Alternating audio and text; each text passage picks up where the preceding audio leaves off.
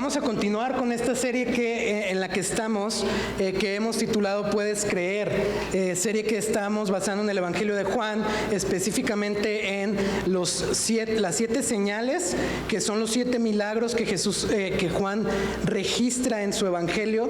Jesús hizo muchos milagros, ¿no? Pero Juan solo se concentra en 7 y es los que él registra en su Evangelio, y a estos milagros les llama señales, ¿sí? Estamos enfocando esta serie en estas 7 señales, pero además también en las 7 declaraciones de Jesús, aquellas declaraciones donde Jesús dice yo soy. Cómo se presenta Cristo y qué es lo que dice Jesús de Él mismo. De esto se ha tratado esta serie. Ahora, el día de hoy hemos visto 5 señales y 2 yo soy, ¿sí? Los que habrán estado viniendo a esta serie se acordarán de cuáles son cada uno, pero van 5 señales y 2 yo soy. Ahora, si tú te has perdido alguna de las predicaciones, les recuerdo que están en internet, entonces pueden ir ahí y las pueden escuchar, pero el día de hoy vamos a continuar con las señales, y vamos a hablar sobre la 6ª señal. Quiero recordarte nada más que las señales son sí milagros que Jesús hizo, algo sobrenatural que Jesús hace, pero es una señal, es decir, te apunta algo más. Este milagro que sucede, que Jesús sana o Jesús hizo, realmente nos está dirigiendo, nos está señalando algo más grande que el puro evento del milagro mismo. ¿Tiene sentido? ¿Sí? Entonces, de eso se tratan las señales, nos revelan algo más grande. ¿Qué es lo que nos revelan? A Cristo mismo y la obra de Jesús en la cruz. Entonces, no hay que olvidar esto también, solamente recapitulando esto, porque es importante. Al final del Evangelio de Juan, en el capítulo 20, al final del capítulo 20, tú puedes leer que Juan dice que las señales que él registra en su libro, dice Juan, es para que ustedes crean que Jesús, fíjate, que crean que Jesús es el Cristo, el Hijo de Dios, y para que al creer, es decir, creer en Jesús como el Hijo de Dios, tengan vida en su nombre. Ese es el propósito de las señales, ¿sí? O es por el propósito que Juan escribió estas señales. Y hay que recordar esto, familia, no hay vida fuera de Cristo, no hay vida fuera de Cristo, ¿sí? Solo en Jesús hay vida, y quiero que te quedes con esta idea, por favor. Si tomas notas, ahí apúntala. Solo Jesús abre nuestros ojos y nos da una vida nueva. Solo Jesús abre nuestros ojos y nos da una vida nueva. Así que vamos, por favor, a la 6ª señal. Abre tu Biblia en el Evangelio de Juan, capítulo 9, por favor. Mira, este capítulo, en lo que lo buscan, les platico, está bien largo, son 40 y tantos versículos. No vamos a leerlos todos, vamos a ver algunas partes específicas, pero vamos a dividir este capítulo en 3 escenas, ¿sí? Imagínate que es como una obra en 3 escenas. La primera escena va a ser la necesidad y el milagro, la segunda escena va a ser la polémica, y la tercera escena va a ser la respuesta de los involucrados. ¿Estás conmigo? Esto es para que en nuestra mente lo podamos registrar de mejor manera los eventos. Entonces, vamos a leer, por favor. ¿Me ayudas a irle cambiando bien? Primera escena, la necesidad y el milagro. Dice, al pasar Jesús vio a un hombre ciego de nacimiento, y sus discípulos le preguntaron, Rabí, ¿quién pecó, este o sus padres, para que naciera ciego? Jesús respondió, ni este pecó ni sus padres, sino que está ciego para que las obras de Dios se manifiesten en él. Nosotros debemos hacer las obras del que me envió mientras es de día. La noche viene cuando nadie puede trabajar. Mientras estoy en el mundo, yo soy la luz del mundo. Habiendo dicho esto, escupió en tierra e hizo barro con la saliva y le untó el barro en los ojos al ciego y le dijo, ve y lávate en el estanque de Siloé, que quiere decir enviado. El ciego fue, pues, y se lavó y regresó viendo. Segunda escena, la polémica. La necesidad del ciego, que estaba ciego, el milagro, Jesús le pone el barro, le dice que vaya y se lava y queda... no es sano porque él nunca, no era una enfermedad lo que tenía, él nunca vio. más bien Jesús le da la vista por primera vez, ¿no? Entonces, la polémica, versículo 8 dice, entonces los vecinos y los que antes lo habían visto que eran mendigo decían, ¿no es este el que se sentaba y mendigaba? Él es, decían unos. No, pero se parece a él, decían otros. Él decía, yo soy.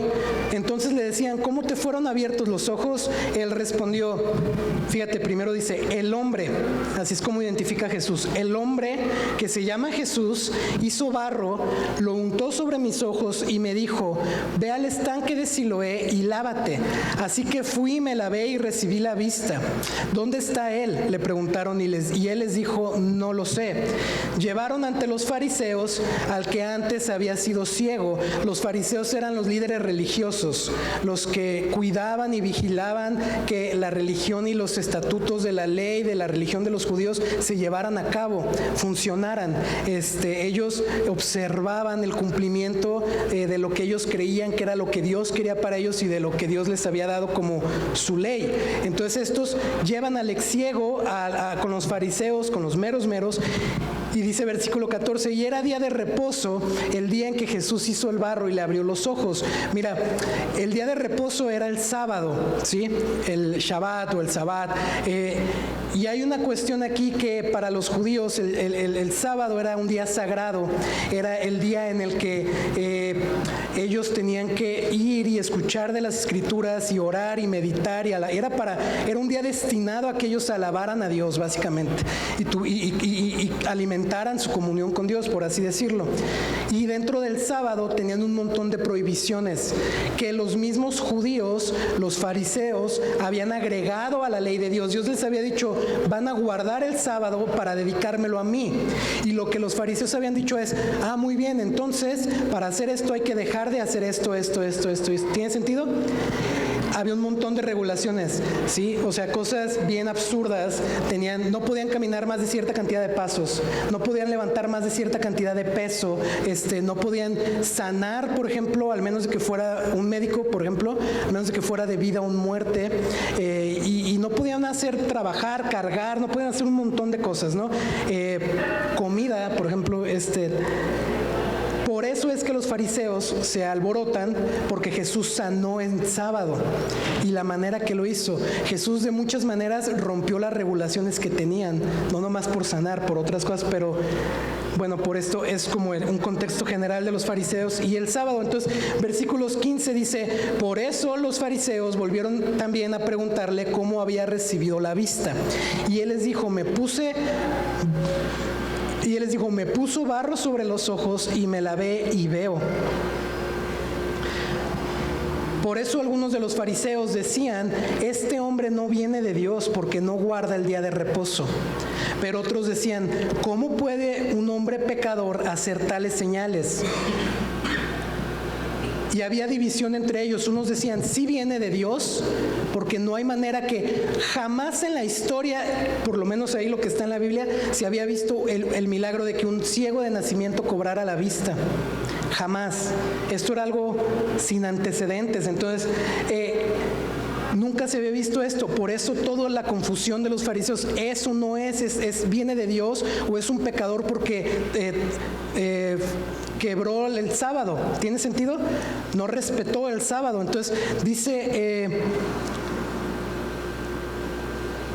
versículo 16, este hombre no viene de Dios porque no guarda el día de reposo. Pero otros decían, ¿cómo puede un hombre pecador hacer tales señales?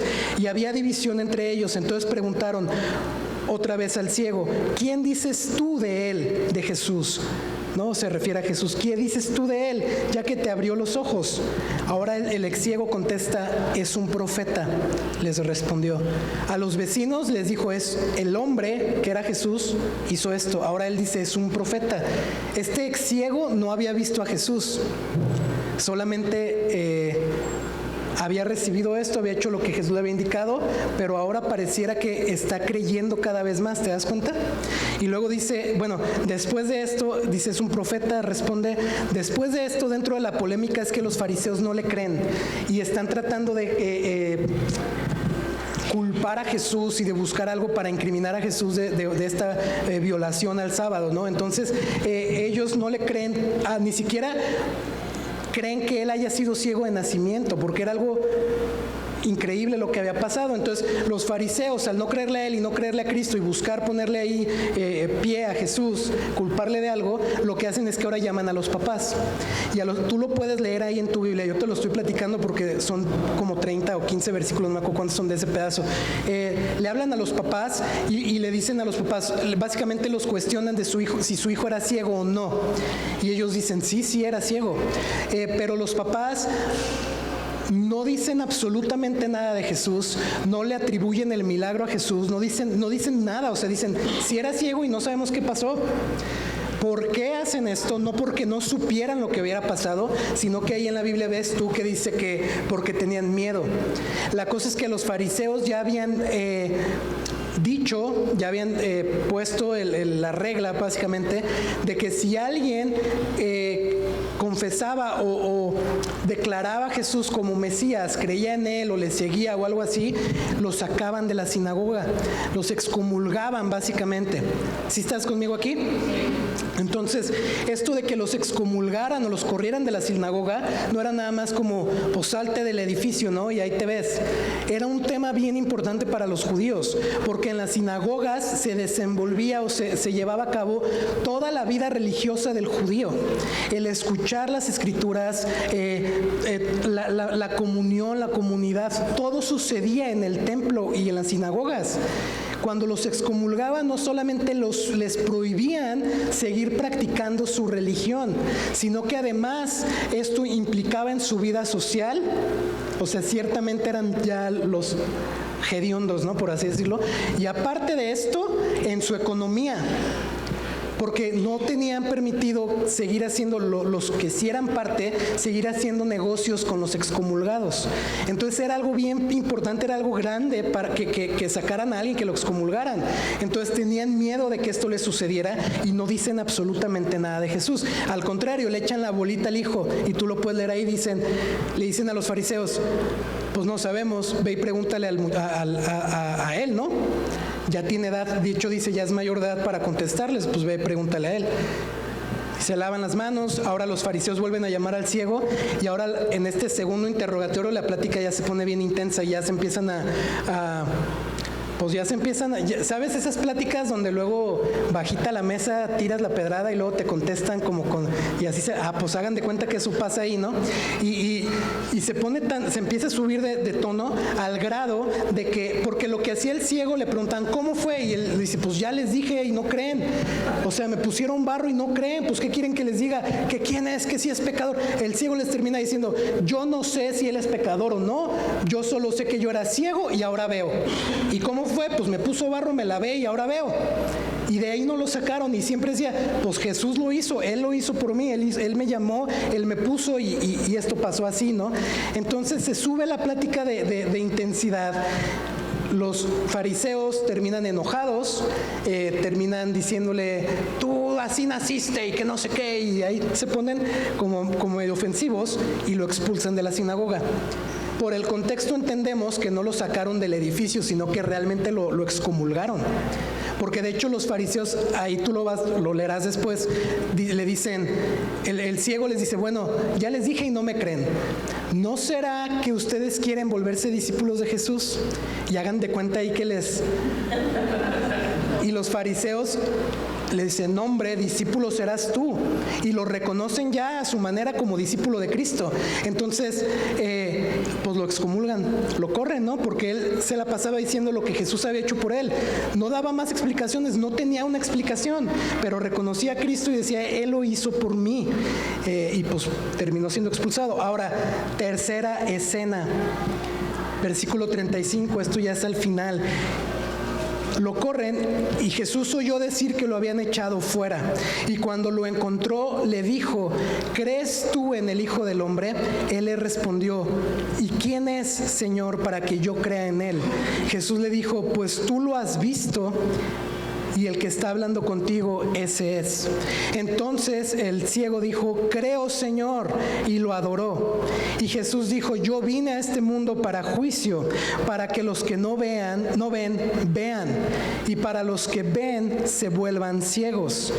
Algunos de los fariseos que estaban con él oyeron esto y le dijeron: ¿acaso nosotros también somos ciegos? Jesús le dijo: si ustedes fueran ciegos, no tendrían pecado, pero ahora porque dicen vemos, su pecado permanece. La respuesta de los involucrados. Tres involucrados, ¿no? Jesús, los fariseos y el hombre, el ex ciego. ¿Me acompañas a orar? Sí. Padre, gracias por este día. Gracias, Señor, por tu presencia, por tu amor, por tu misericordia. Padre, gracias por tenernos aquí, Señor, el día de hoy. Gracias porque tú nos has traído y tú nos has llamado, Señor. Y yo te quiero pedir que tú bendigas este mensaje, que puedas hablar a nuestra vida, a nuestro corazón. Padre, que lo que hablemos el día de hoy y lo que se ha compartido aquí pueda ser sembrado en nuestro corazón, en nuestra mente. Podamos ser retados y confrontados, Dios, y que sea para tu gloria, Señor. Que tu Espíritu Santo nos lleve a toda verdad, a toda justicia, al carácter de Cristo, Señor, y que esto pueda dar fruto en nuestra vida, Dios. En el nombre de Jesús. Amén. Amén. Ok.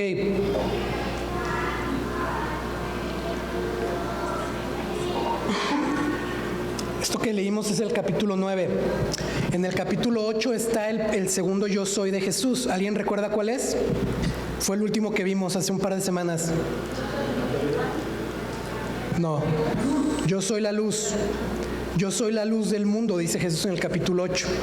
Yo soy la luz del mundo y el que me sigue ya no andará en tinieblas, sino que tendrá la luz de la vida, dijo Jesús de él mismo.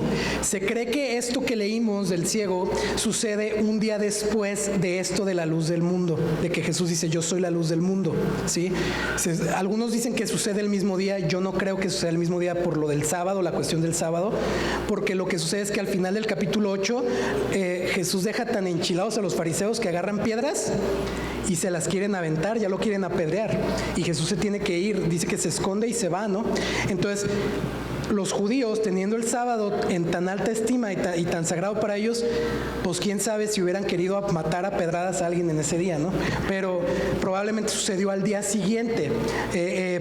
Entonces lo que vamos a ver, lo que vimos en el capítulo 9, básicamente es la puesta en práctica, la puesta por ejemplo, la declaración de Jesús. Jesús dijo: yo soy la luz del mundo. Y ahora en esto que leímos, Jesús va a ponerlo en práctica. ¿Cómo es que Él es la luz del mundo? ¿Sí? ¿Cómo es que Él, de hecho lo repite, no sé si te diste cuenta en lo que leímos? Jesús dice: yo soy la luz del mundo, y lo vamos a ver en un momento. Entonces va a ser la puesta en práctica de que Él es la luz del mundo y de que el que le sigue ya no andará en tinieblas, sino que tendrá la luz de la vida. ¿Quién es la luz de la vida? Jesucristo. Él dijo: yo soy el camino, la verdad y ¿qué? Y la vida. Jesús es la vida misma, ¿sí? Y quiero que recuerdes esto: solo Jesús abre nuestros ojos y nos da una vida nueva. Solo Jesús abre nuestros ojos y nos da una vida nueva. Ahora, hay mucho que pudiéramos destacar de este capítulo porque está muy largo, pero quiero enfocarme en cómo este milagro nos habla acerca de Jesús, qué podemos aprender de Cristo en este milagro, en esta señal, y cómo es que Jesús abre nuestros ojos y nos da una vida nueva. ¿Estás conmigo? ¿Sí? Bien, entonces vamos al primer punto de hoy.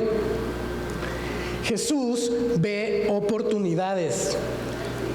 Jesús ve oportunidades. Mira, los discípulos, ten tu Biblia ahí con el capítulo para que vayas siguiendo, porque ya no voy a poner los versículos, entonces para que vayas hilándolo. Los discípulos le preguntan: ven al ciego de nacimiento y le dicen: ¿quién pecó, él o sus padres? ¿Te acuerdas de esta pregunta? La cosa es que en aquellos tiempos se creía que todo el sufrimiento y las enfermedades estaban ligadas, estaban relacionadas directamente con el pecado o de la persona que lo sufría o con el pecado de sus antepasados. La cosa es que este cuate hay de dos: o es culpa de él o fue culpa de los papás.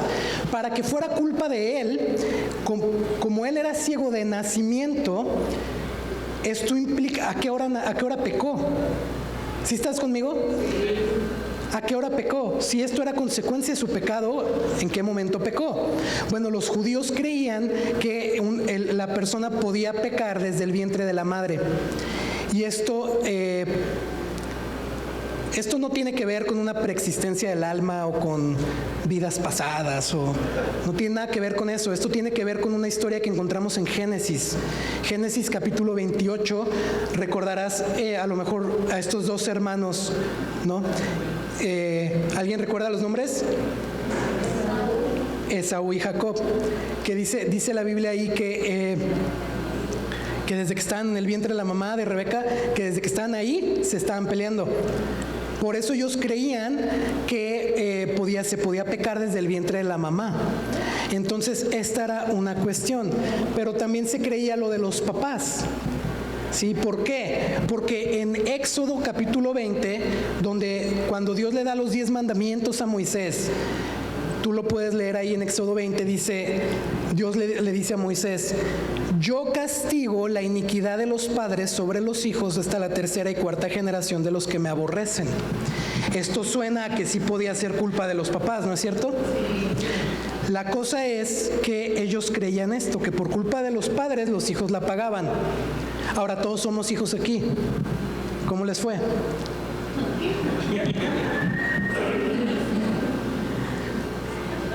Sabes, hoy en día esta idea se comparte, obviamente ya nadie dice la tercera y cuarta generación y la iniquidad, y hoy en día se le llama maldiciones generacionales. ¿Has escuchado esto? ¿Sí? Ok. Sin entrar mucho a detalle, y si tienes alguna duda lo podemos hablar después, pero déjame decirte que la Biblia no enseña absolutamente nada de maldiciones generacionales. Nada. La cosa es que hay que tener un buen entendimiento de lo que dice en Éxodo y a qué se refería sobre esto. En Deuteronomio, que Deuteronomio significa la repetición de la ley, ¿sí? En Deuteronomio capítulo 24, versículo 16, dice así: los padres no morirán por sus hijos, ni los hijos morirán por sus padres. Cada uno morirá por su propio pecado. Entonces, ¿qué dice Éxodo? Ah, caray, entonces, ¿qué dijo Dios cuando dice yo los visitaré la tercera y la cuarta generación? ¿A qué se refería? Bueno, lo que sucede es que necesitamos entender y ver esto desde el punto de vista de que el pecado sí o sí trae consecuencias a otras personas. Trae consecuencias, no es una maldición generacional que es que mis papás, no. El pecado de una persona va a traer consecuencias a la vida de otras personas, sí o sí. Es como el efecto dominó, ¿lo conoces? Que pones los dominós parados y luego le pegas uno y ta. Algo así sucede, o como has visto estas bombas que estallan y luego como que se chupa y luego pum, se expande y termina tirando todo así es el pecado. Y esto es algo cierto, familia. Así es el pecado en nuestra vida. Si yo peco, claro que yo voy a pagar consecuencias y yo voy a sufrir las consecuencias de eso, pero también va a afectar a mi familia, va a afectar a otras personas a mi alrededor, sí o sí. A esto se refiere en Éxodo, o esta sería una mejor interpretación de esto de Éxodo, cuando Dios dice yo los visitaré a los que me aborrecen, porque el pecado tiene efectos colaterales y se reparte. Ahora, no hay maldiciones generacionales. Ciertamente hay pecados que sufres consecuencias de los pecados de otros, pero al mismo tiempo hay patrones que se aprenden en casa, se desarrollan y luego se practican, ¿no es cierto? Esa es otra cosa. Pero esto de maldiciones generacionales es un tema demasiado místico, diría yo, y la Biblia no enseña absolutamente nada de eso. Si tú has desarrollado patrones que aprendiste en casa y que los has seguido practicando, cosas pecaminosas, o estás sufriendo pecados de tus papás, de tu familia, a lo mejor en tu corazón, a lo mejor tienes años con rencores, en Cristo esto se rompe. Y en Cristo esto puede ser transformado. De manera que entender bien esto trae luz, ¿no es cierto? Y Jesús es lo que iba a hacer con los discípulos. Como la luz del mundo, iba a aclarar este tema con ellos. Mira, Jesús les dice, ni él ni sus papás, sino que este está ciego para que las obras de Dios se manifiesten en él. Esta es otra cosa que puede sonar rara. Ojo, pareciera que está diciendo, Dios lo hizo así, para que luego Dios pudiera hacer algo y él se llevara la gloria, ¿no es cierto? Pero está raro, ¿no? O sea, mira, Jesús nunca dijo, él no es pecador ni los papás. ¿Te das cuenta de eso? Porque lo cierto es que sí eran pecadores. Porque todos somos pecadores, ¿no es cierto? Todos, entonces sí eran pecadores. Todos nacemos en un mundo caído, en un mundo de pecado, nacemos en un mundo que es cochino, ¿no? O sea, nacemos en un mundo caído, esa es la verdad. Nacemos con un pecado nosotros, separados de Dios, alejados de Dios, incapacitados de tener una relación con Dios, de tener realmente una intimidad con Dios, inhabilitados de ver, de caminar con Él, de poder obedecerle. Todos nacemos así, y este ciego y sus padres también estaban igual. Jesús no les dice, no es porque es pecado, no se trata de esto, ¿sí? Todos nacen en un mundo pecaminoso, o sea, no es ni para qué darle importancia a ese tema del pecado, o sea, no es por eso, es para que Dios manifieste sus obras en él, es decir, en este mundo pecaminoso, en este mundo en donde esto es una consecuencia, esta ceguera, las enfermedades, la guerra, la maldad, son consecuencias de este mundo caído. Aún en este mundo, Jesús dice, ay, no sé por qué dice eso, no están los versículos ahí. Jesús les dice, Dios manifiesta sus obras, es decir, aún en el mundo, Dios obra en las situaciones. ¿Estás conmigo? ¿Sí? Aún en un mundo lleno de pecado, de sus consecuencias, Dios obra y se manifiesta para su gloria. Piénsalo. Si en un lugar donde no hay oscuridad, no se va a necesitar ¿qué? Luz. Si no hay oscuridad, no se necesita la luz, pero es porque hay oscuridad, porque hay pecado, porque hay consecuencias de pecado, que necesitamos la luz de la vida, que necesitamos a Cristo. Entonces Jesús les dice, no, no es eso ni esto, es para que Dios haga algo, es para que Dios se manifieste en él. Dios va a tomar esta oportunidad y va a obrar algo en su vida. Y me encanta porque los discípulos estaban tratando de echar culpas, ¿te das cuenta? ¿Quién fue? ¿De quién es la culpa? Y lo que ellos hacen, en estricta teoría, sí es una pregunta, es un planteamiento teológico. Y ellos, su teología estaba torcida. Y Jesús trae luz e ilumina su entendimiento y les dice, no es por eso. Ellos estaban buscando culpas y donde ellos estaban viendo un problema y la culpa y viendo hacia atrás, hacia el pasado, a ver quién la había regado, quién había pecado. Lo que Jesús hace es que trae luz sobre eso, ilumina su entendimiento. ¿Sí? Jesús ve una oportunidad para obrar y Jesús no está viendo hacia el pasado, sino que Jesús está viendo hacia el futuro. ¿Te das cuenta? Fíjate cómo les dice, nosotros debemos hacer las obras del que me envió mientras es de día. La noche viene cuando nadie puede trabajar. Mientras yo estoy en el mundo, yo soy la luz del mundo. Nosotros debemos hacer las obras del que me envió. Mientras hay tiempo, mientras es de día. Porque viene la noche, es decir, viene cuando ya no vamos a estar en el mundo y no vamos a poder hacer nada. ¿Sí? Y yo te quiero animar a dos cosas con este tema, con este primer punto. Mira, muchas veces vemos la desgracia que sucede en el mundo o la desgracia de otras personas y luego levantamos la bandera de es por el pecado, ¿no? Es por tu pecado y pues míralo, ¿no? Y tratamos de andar buscándole la razón a las situaciones. Pues velo.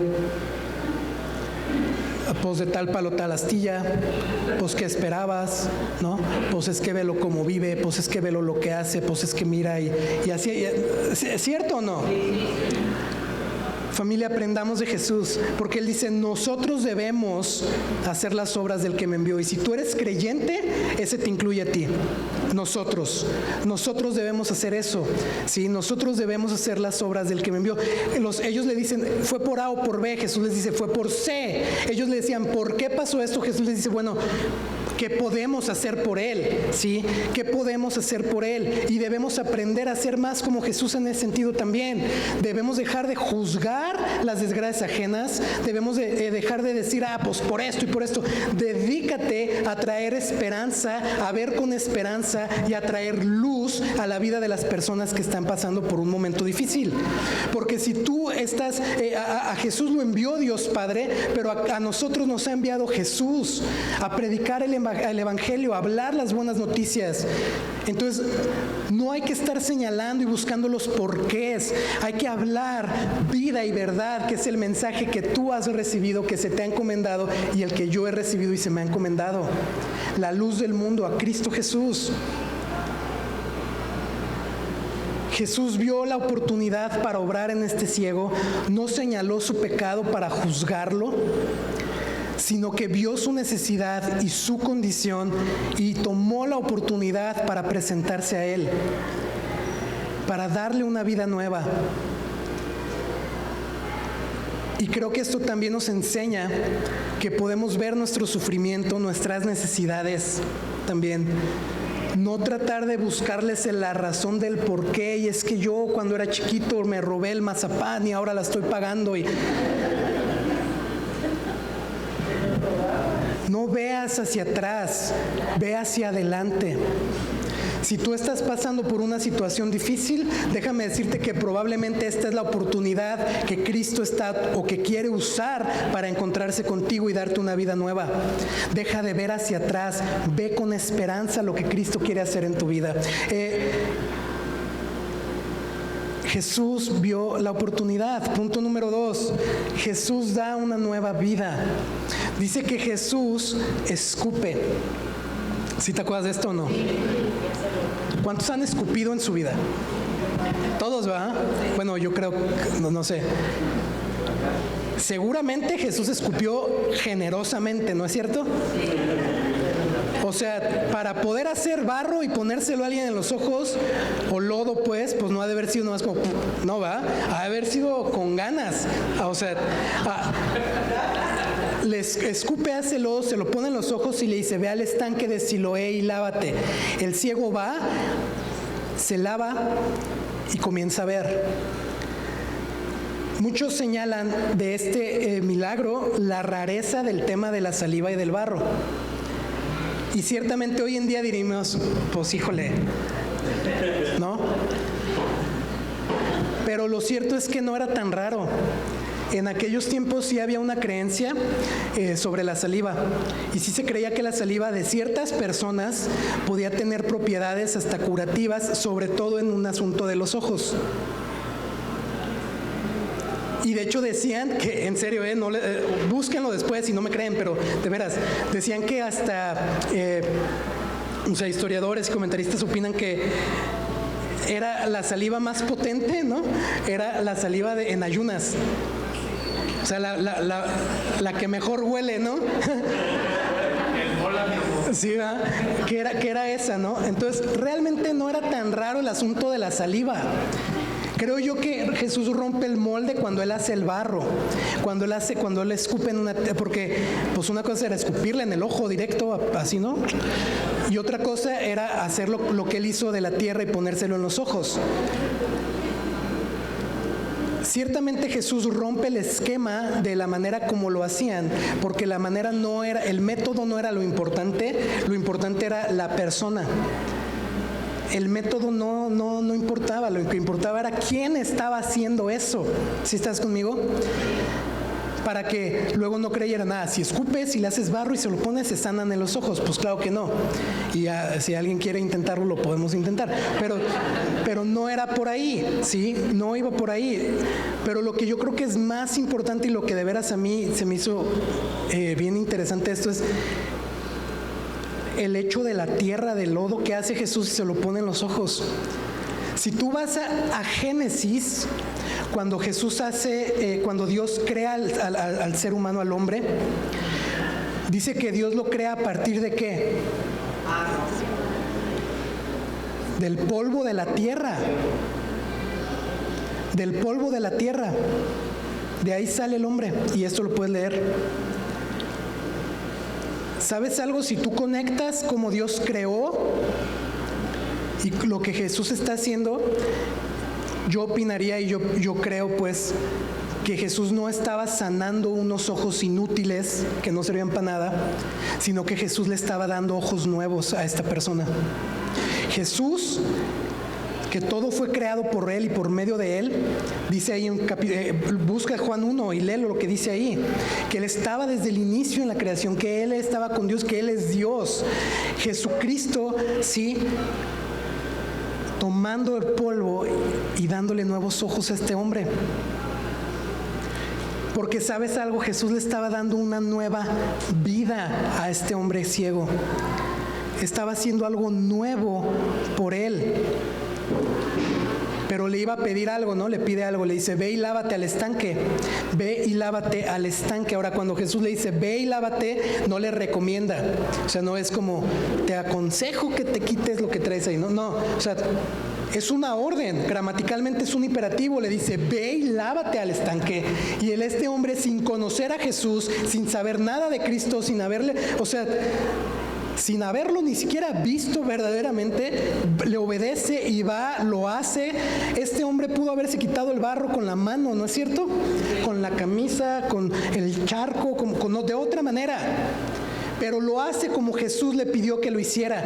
Va, lo hace y comienza a ver y comienza a vivir la vida que Jesús le había entregado, la nueva vida que Jesús le estaba dando. Otra cosa a notar aquí es que muy seguramente no estaban a un lado del estanque. Este hombre en su obediencia tuvo que poner intención y tuvo que poner cierto esfuerzo en llegar al estanque para lavarse. ¿Sí estás conmigo en esto? Y él comenzó a ver por primera vez en toda su vida una vida nueva, y lo notamos con los vecinos, ¿no es cierto? Llega el hombre, yo me imagino que llega ahí al barrio, a la colonia, y los vecinos lo ven y dicen, eso no es, y unos decían, sí es, y otros decían, no es, y otros decían, se parece. Y lo que destacan de este hombre no es que era ciego. Ellos dicen, no es él el que se sentaba a mendigar. No era un asunto de el ciego, no es el ciego, no es este el que mendigaba. Y él dice, sí soy yo. Mira, algo en la vida de este hombre significativamente había cambiado, de manera que ya no se veía como el mendigo que era. Ahora ya no era ese mendigo, ya ni se veía así. Eso se parece, no es si es. Dice, yo soy el que se sentaba a mendigar. Algo había cambiado, yo creo, en su postura, en su semblante. Algo significativo, significante había cambiado en la vida de este hombre para que ya no lo reconocieran como el mendigo, sino que dudaran que él era el mismo. ¿Estás conmigo? Nota estos eventos, por favor. Jesús le da nuevos ojos, le ordena algo, él obedece, comienza a ver, y entonces otros lo notan. Yo creo que muchas veces lo que Cristo y lo que Dios quiere hacer en nuestra vida puede comenzar pareciéndonos o sintiéndose incómodo, como traer barro en los ojos. Podemos comenzar siendo incomodados por Dios hacia algo. Y puedes decidir en eso que Dios te puede incomodar, tú hacerlo a tu manera, quitártelo tú, hacer lo que tú quieras, o obedecer lo que Dios te está mandando a hacer. Y seguir lo que Él te está hablando y lo que Él te está diciendo que tienes que hacer. Porque en orden de que tú y yo podamos vivir las vidas que Él nos ha entregado, fíjate, Jesús le pone los ojos, le hace el milagro en su vida, ¿sí? Pero en orden de que él comenzara a ver y comenzara a vivir esta nueva vida, él tuvo que ir al estanque y tuvo que lavarse, ¿no es cierto? Y creo que lo que Jesús quiere hacer muchas veces en nuestra vida, sí, Él nos da una nueva vida al creer en Él, pero esta nueva vida la comenzaremos a vivir a medida que tú y yo podamos obedecer aquello que Dios nos está mandando a hacer. Cambiar, dejar, hacer cosas nuevas, lo que sea que Dios te esté mandando a hacer, lo que Él te esté hablando y su Espíritu te esté guiando. Hay una relación directa entre qué tanto vives la vida que Cristo ganó para ti, en qué tanto lo estás obedeciendo. ¿Sí estás conmigo? Y lo manda al estanque de Siloé. Juan dice que esto de Siloé significa algo. ¿Te recuerdas qué? Enviado. Enviado. ¿Sabes algo? No es hasta que tú y yo verdaderamente vamos, no al estanque de Siloé, sino al verdadero enviado de Dios, y nos lavamos en Él, en su obra en la cruz, en su palabra, que entonces verdaderamente somos transformados y vivimos una vida nueva.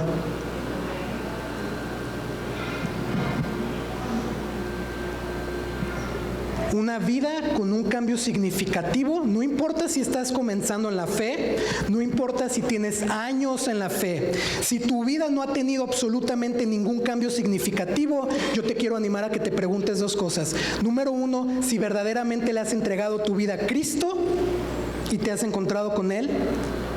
Y número dos, si verdaderamente estás obedeciendo aquello que Dios te está mandando a hacer.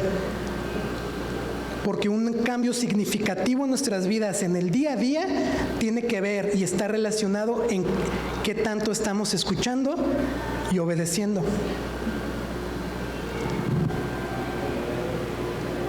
Solo Jesús abre nuestros ojos y nos da una nueva vida.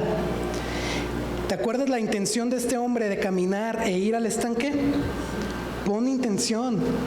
Échale ganas, pon esfuerzo, y no se trata que tú puedas lograrlo, pero si Dios te está mandando algo, no va a suceder en tu cama, dormido, acostado y así, ¿verdad? Señor, cambia mi carácter con mi esposa, con mis hijos. Pues sí, pero pues, no le sirves a tu esposa, no, ni perdón sabes pedir, ¿no es cierto? Señor, quítame este vicio. No quiero seguir tomando, no quiero seguir, pero llega el fin de semana y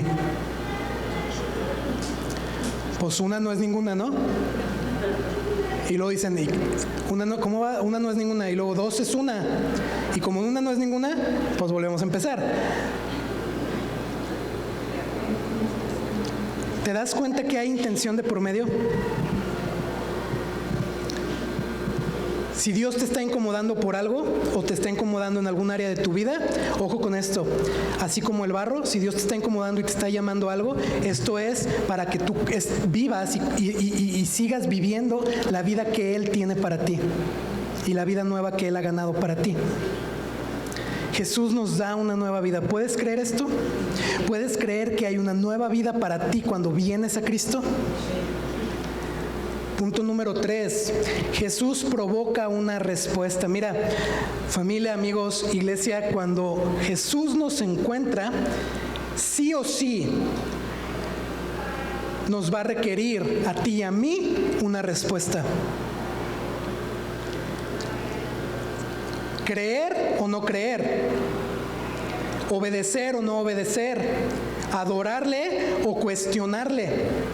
Fíjate cómo al final este hombre es expulsado de la sinagoga y Jesús va y lo encuentra. Tú lo puedes leer en tu Biblia. Él va y lo encuentra. Jesús escucha y va y lo busca. Y me encanta ver estas historias donde Jesús es el de la intención de ir a encontrarse con ellos. Y Jesús, Él es el de la intención de encontrarse contigo. Todos los días, todo el tiempo, Él es el de la intención de buscarte y encontrarse contigo. Como si yo vine a la iglesia, pues ¿quién crees que te trajo? ¿No? O sea, de veras, Él es el de la intención. Y Jesús le dice, ¿crees tú en el Hijo del Hombre? Y él le dice, bueno, ¿quién es? Y Jesús le dice, pues mira, ¿no? Soy yo. Y el ciego le dice, creo, Señor. Y le adora. Dice, y le adoró.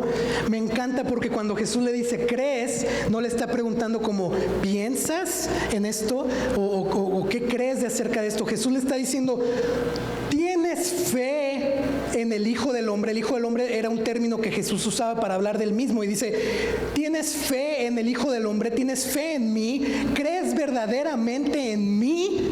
¿Pones tu fe en mí, tu esperanza de vida, de muerte, en tu presente, en tu vida, o sea, de tu futuro? ¿Pones tu confianza en mí o no? Y este hombre le dice: sí, pongo toda mi fe, mi esperanza, mi confianza en ti, Señor. Y le adora. Y me encanta que en el griego esta palabra de adorar, básicamente lo que implica es que este hombre se postró a los pies de Cristo y le adoró. Sus ojos habían sido abiertos, había visto a Cristo, había puesto su confianza en Él, había recibido una vida nueva y ahora le está adorando a Jesús. Me encanta que los fariseos, estos religiosos orgullosos que creían que sabían, que podían, que eran los meros, sacan a este hombre, le prohíben la adoración dentro de su religión judía, pero Jesús viene, lo encuentra, lo recibe y ahora está Jesús recibiendo la adoración de este hombre. Lo que la religión lo había sacado para allá, para afuera, lo había echado patadas, bueno, no patadas, pero ahora Jesús lo toma y recibe su adoración.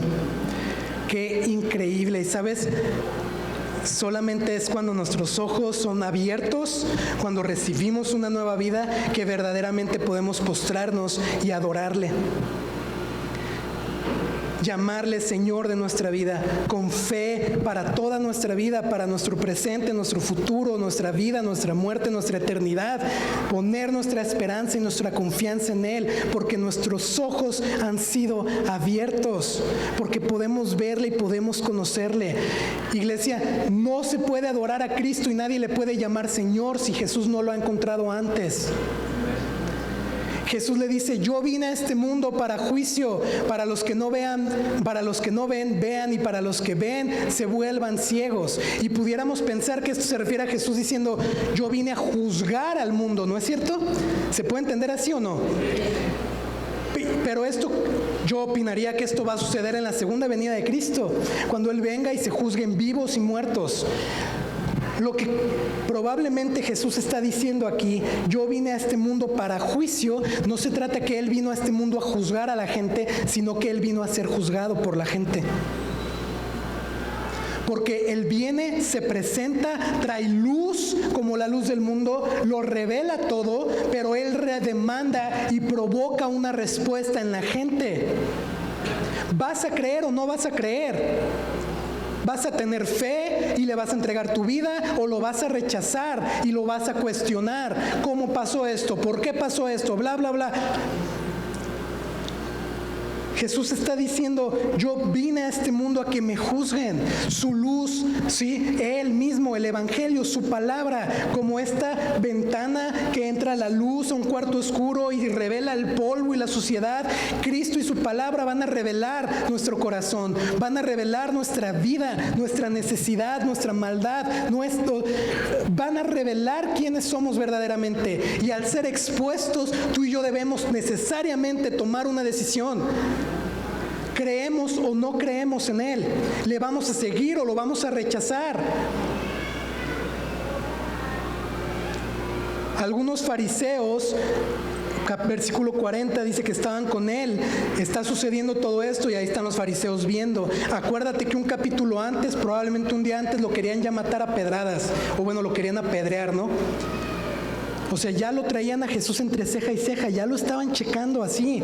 Y ahí está Jesús con este hombre postrado y los fariseos ahí viéndolo, ¿no? Y estos fariseos le dicen: ¿acaso también nosotros somos ciegos?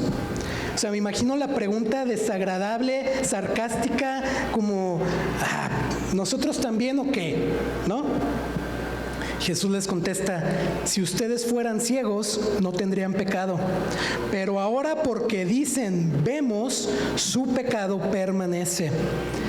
Estos fariseos orgullosos que creían, que sabían, que deducían cómo tenía que ser Dios, cómo tenía que ser Jesús, cómo debía funcionar el Mesías, que creían, tenían sus creencias y sus leyes y sus conductas. Estos hombres a los que Cristo les llama bola de hipócritas, esos hombres que según ellos conocían la ley de Dios y conocían los estatutos de Dios, estos hombres nunca pudieron creer en Cristo aun cuando lo conocieron y le vieron.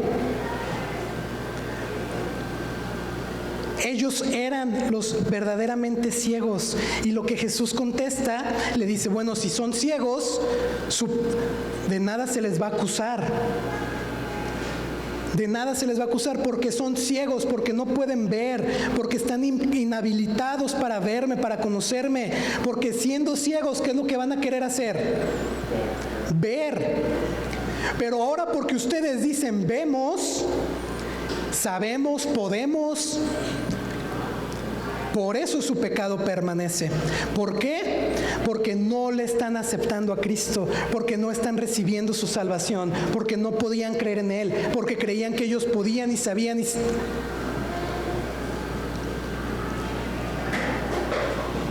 Iglesia, ser iluminados con la luz de Jesús, encontrarte con Jesús, ser encontrados por Él, va a provocar una respuesta, nos exige tomar una decisión. Y podemos ser como el ciego y reconocer nuestra incapacidad, nuestra necesidad, venir a Él, obedecerle, escucharle y venir a Él y postrarnos a adorar por lo que Él ha hecho en nuestra vida, o podemos ser como los fariseos y decidir no creer aunque lo tengamos enfrente y rechazarle por nuestros sesgos, por lo que creemos, por lo que creemos que podemos y sabemos, y rechazar a Jesús y cerrar los ojos y permanecer ciegos. Siempre va a requerir una respuesta, y no una respuesta a medias tintas de te creo ahorita y te creo una vez cada nunca. Una respuesta decisiva en nuestra vida. Este ciego le dijo, sí creo, pongo mi fe completa en ti. Podemos creer en Él y postrarnos y adorarle o rechazarle. Y con esto quiero comenzar a cerrar.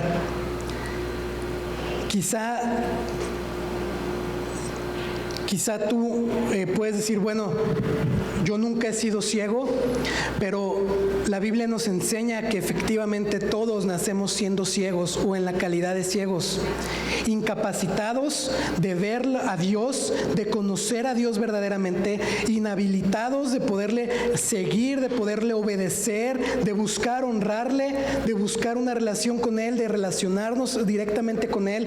La Biblia nos enseña que todo ser humano, por el pecado, por las consecuencias del pecado y por nacer en un mundo caído, nacemos en esta condición de ciegos. Todos. Yo nunca he sido tan malo, no importa, naciste así. Y si no has entregado tu vida a Cristo, sigues así. Pero es únicamente por Cristo, por su sacrificio, por su obra en la cruz, que nuestros pecados son perdonados, que somos reconciliados con Dios, que nuestros ojos son abiertos y que ahora podemos vivir las vidas que Él tiene para nosotros, que Él ha ganado en la cruz para nosotros. Pero debemos decidir, ¿puedes creer o no puedes creer en Él? No como quien hizo un milagro, sino como el Hijo de Dios, que abre nuestros ojos, que nos da una nueva vida, no solamente física, donde hay cambios, sino espiritual, apta para vivir en armonía con Dios, para seguir a Dios y vivir las vidas que Él tiene para nosotros. Puedes creer en Jesús como la luz del mundo, como el que pagó el precio de tus pecados, que murió por ti y resucitó, o no puedes creer y lo rechazas. Si tú puedes creer en Él, entrégale tu vida, verdaderamente entrégale tu vida. Yo te animo a que vayas a Cristo, al verdadero enviado de Dios, te laves en Él, te sumerjas en Él, en su palabra, en su obra en la cruz, que recibas el perdón de tus pecados, la justificación, lo que Cristo ha ganado por ti en la cruz, y comiences a vivir una vida nueva en donde tú te postras y le adoras. Con esto quiero cerrar. Cuando Jesús le da vista a un ciego de nacimiento, aprendemos que Jesús no señala nuestro pecado. Él ve la oportunidad para presentarse a nuestra vida. Jesús nos da una nueva vida cuando en nuestra condición de ciegos somos lavados en Él, en su obra en la cruz, en su palabra. Y que ser encontrados por Cristo siempre nos va a llevar a tomar una decisión. Puedes creer en Él como el Hijo de Dios, postrarte y adorarle, o le rechazas. Solo Jesús abre nuestros ojos y nos da una vida nueva.